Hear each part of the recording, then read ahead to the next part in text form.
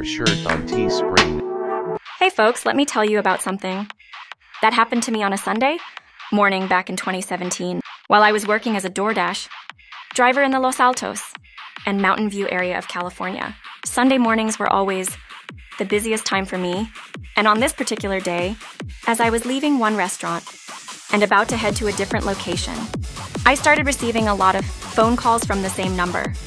Now, I normally don't answer my phone when I'm working because it distracts me from driving and slows me down.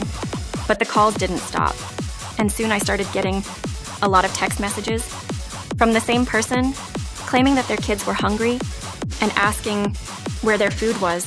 I started to worry and even considered calling Child Protective Services, thinking there might be some kind of child abuse going on. I found a safe place to park and called the person back, only to find out it was the most demanding and difficult customer I had ever dealt with. She was freaking out, demanding to know why her food was taking so long. I explained that I had other deliveries to make and was just following the app's directions, but nothing I said would calm her down. In the end, I managed to get her the food, but not before she demanded to know who was making these decisions. It turns out she wasn't far from where I was, and as I approached her house, I could hear her yelling at someone on the phone. It was a complete nightmare. After delivering the food and quickly getting back to my car, Doordash called me to hear my side of the story, but then they tried to twist things and blame me for what happened. I couldn't believe it.